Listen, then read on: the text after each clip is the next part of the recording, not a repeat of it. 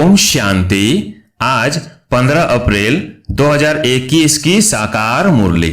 आज बाबा ने कहा, मीठे बच्चे, बाप समान रहम दिल बन अनेकों को रास्ता बताओ। जो बच्चे दिन रात सर्विस में लगे रहते हैं वही बहादुर है। प्रश्न, ऊंची तकदीर का मुख्य आधार किस बात पर है? उत्तर, याद की यात्रा पर। जितना जो याद करता है उतनी ऊंची तकदीर बनाता है। शरीर निर्वाह अर्थ कर्म करते बाप और वर्षे को याद करते रहो तो तकदीर ऊंची बनती जाएगी। गीत है, तकदीर जगाकर आई हूं। ओम शांति। बच्चे जब पैदा होते हैं तो अपने साथ कर्मों अनुसार तकदीर ले आते हैं। कोई साहूकार पास, कोई गरीब के पास जन्म लेते हैं। बाप भी समझते हैं कि वारिस आया है। जैसे जैसे दान पुण्य किया है उस अनुसार जन्म मिलता है। अब तुम मीठे मीठे सिगिलधे बच्चों को कल्प बाद फिर से बाप ने आकर समझाया है। बच्चे भी जानते हैं कि हम अपनी तकदीर ले आए हैं। स्वर की बादशाही की तकदीर ले आए हैं, जिन्होंने अच्छी तरह से जाना है और बाप को याद कर रहे हैं। याद के साथ तकदीर का कनेक्शन है। जन्म लिया है तो बाप की याद भी होनी चाहिए। जितना याद करेंगे उतनी तकदीर ऊंची रहेगी। कितनी सहज बात है, सेकंड में जीवन मुक्ति मिल जाती है। तुम आए हो सुख धाम की तकदीर प्राप्त करने। अभी हर एक पुरुषार्थ कर रहे हैं, हर एक अपने को देख रहे हैं कि हम कैसे पुरुषार्थ कर रहे हैं। जैसे मम्मा बाबा और सर्विसुल बच्चे पुरुषार्थ करते हैं, उनको फॉलो करना चाहिए। सबको बाप का परिचय देना चाहिए। बाप का परिचय दिया तो रचना के आदि मध्य अंत का भी आ जाएगा। ऋषि मुनि आदि कोई भी रचना और रचना के आदि मध्य अंत का नॉलेज दे नहीं सकते। अभी तुम्हारी बुद्धि में सारा चक्र स्मृति में रहता है। दुनिया में कोई बाप और वर्षे को नहीं जानते। तुम बच्चे अब बाप को और अपनी तकदीर को जानते हो। अब बाप को याद करना है। शरीर निर्वाह अर्थ कर्म भी करना है, घर बार भी संभालना है। कोई निर्बंधन है तो अच्छी सर्विस कर सकते हैं। बाल बच्चे कोई नहीं तो उनको सर्विस करने का अच्छा चांस है। स्त्री को पति व बच्चों का बंधन होता है।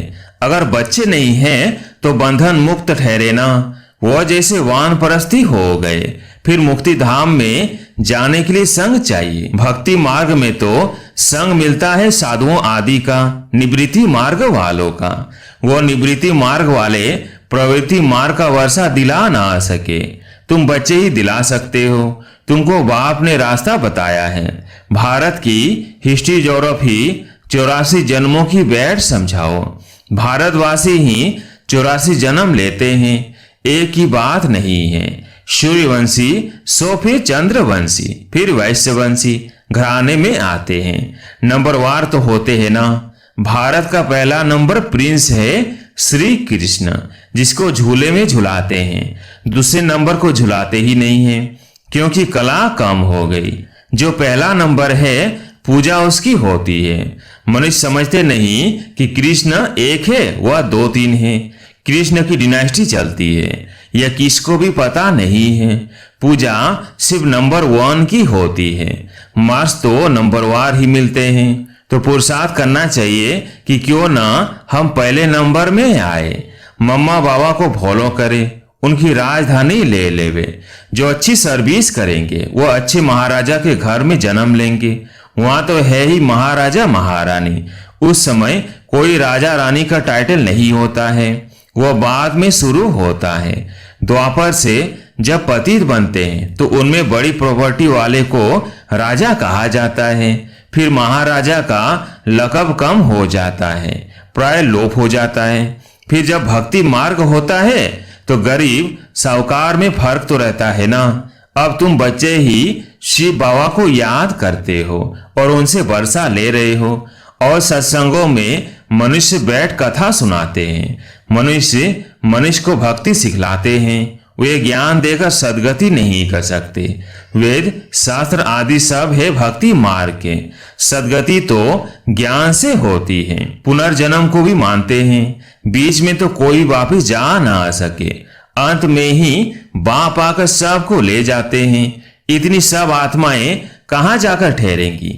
सब धर्म वालों के सेक्शन तो अलग अलग है ना। तो यह भी समझाना है, यह किसको पता नहीं है कि आत्माओं का भी झाड़ है। तुम बच्चों की बुद्धि में सारे झाड़ का ज्ञान रहता है। आत्माओं का झाड़ भी है, जीव आत्माओं का भी झाड़ है। बच्चे जानते हैं कि हम यह पुराना शरीर छोड़कर घर जा रहे हैं।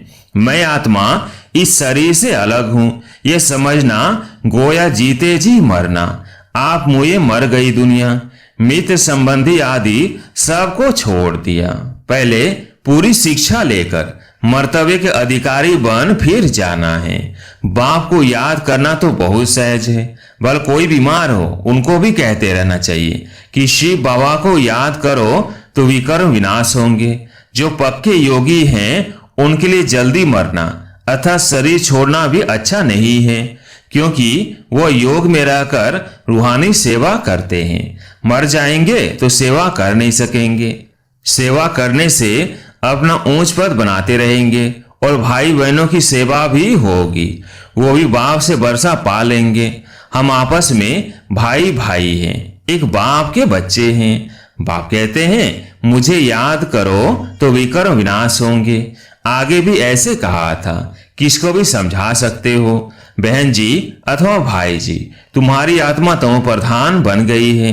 जो सतो प्रधान थी अब फिर तमो प्रधान से शतो प्रधान बन सतो प्रधान दुनिया में चलना है। आत्मा को शतो प्रधान बनाना है याद की यात्रा से। याद का पूरा चार्ट रखना चाहिए, ज्ञान का चार्ट नहीं रख सकेंगे। बाप तो ज्ञान देते रहते हैं, जांच रखनी है कि हमारे ऊपर जो विकर्मों का बोझा है वो कैसे उतरे। इसलिए याद का चार्ट रखा जाता है। हमने कितना घंटा याद किया। मूल वतन को भी याद करते हैं, फिर नई दुनिया को भी याद करते हैं। उथल पुथल होनी है, उसकी भी तैयारी हो रही है। बम शादी भी बनते जाएंगे। एक तरफ कहते कि हम ऐसे ऐसे मौत के लिए सामान बना रहे हैं, दूसरी तरफ कहते मौत का सामान नहीं बनाओ। समुद्र के नीचे भी मारने का सामान रखा है। ऊपर आकर बम से छोड़ फिर समुद्र में चले जाएंगे। ऐसी ऐसी चीजें बनाते रहते हैं। ये अपने ही विनाश के लिए कर रहे हैं। मौत सामने खड़ा है, इतने बड़े बड़े महल बना रहे हैं। तुम जानते हो ये सब मिट्टी में मिल जाएंगे। किनकी दबी रही धूल में लड़ाई जरूर होगी। कोशिश कर पॉकेट सब के खाली करेंगे।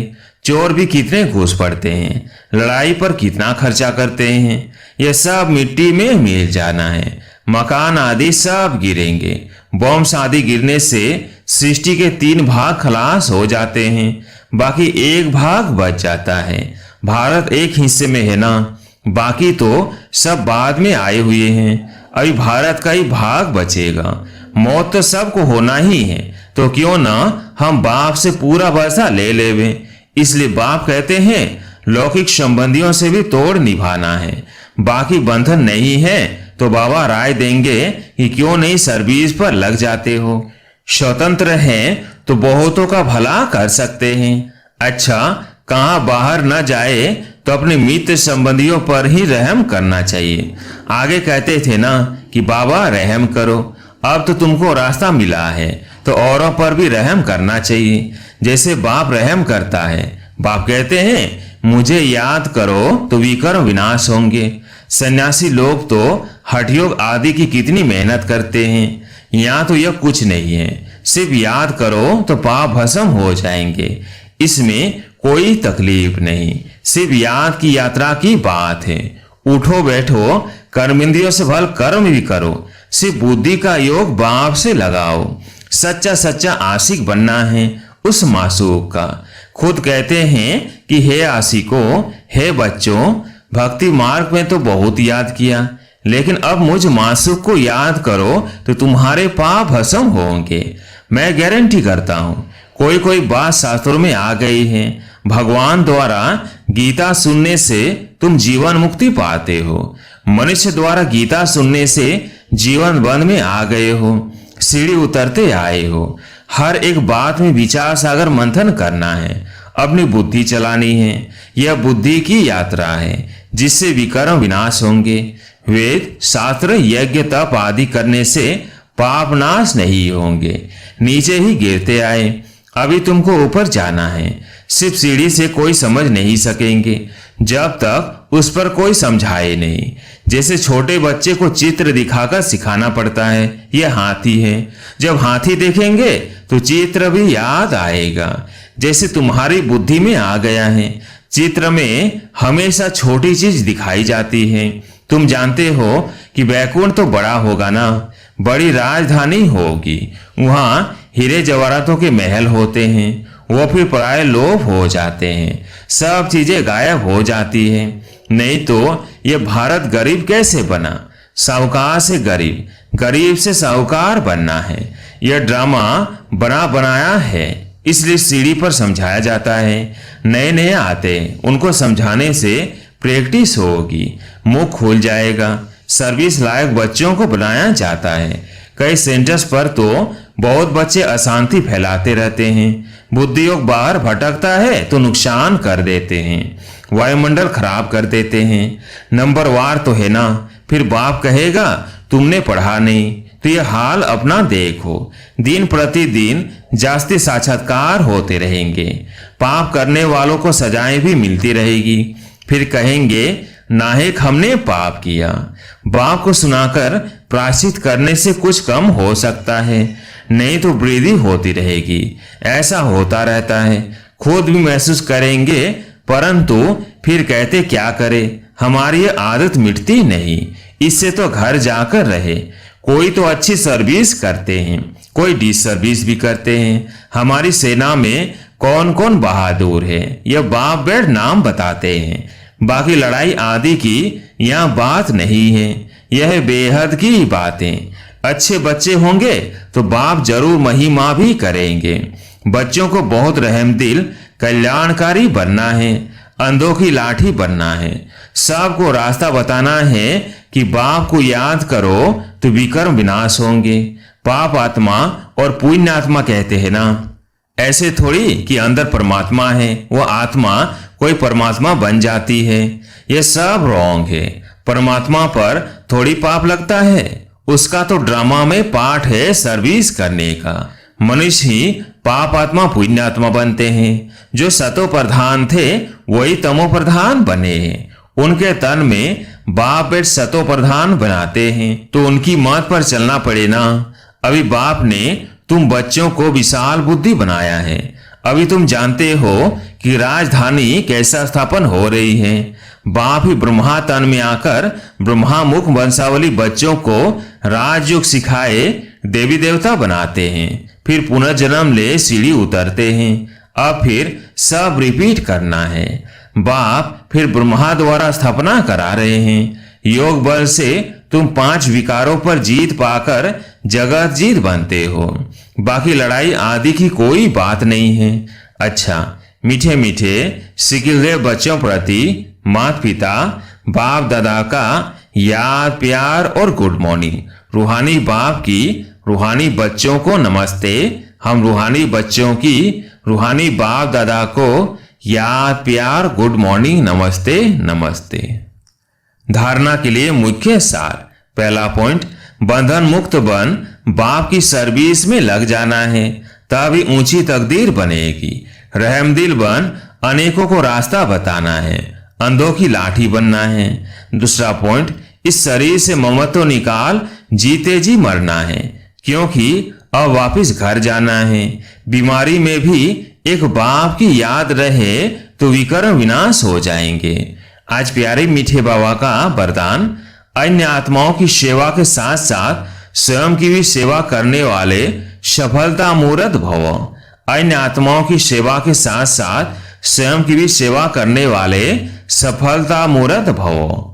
सेवा में सफलता मूर्त बनना है तो दूसरों की सर्विस के साथ साथ अपनी भी सर्विस करो।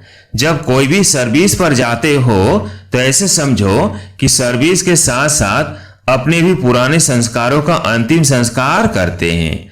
जितना संस्कारों का संस्कार करेंगे उतना ही सत्कार मिलेगा।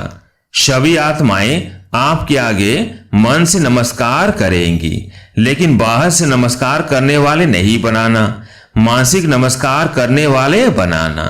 स्लोगन, बेहद की सेवा का लक्ष्य रखो तो हद के बंधन सब टूट जाएंगे।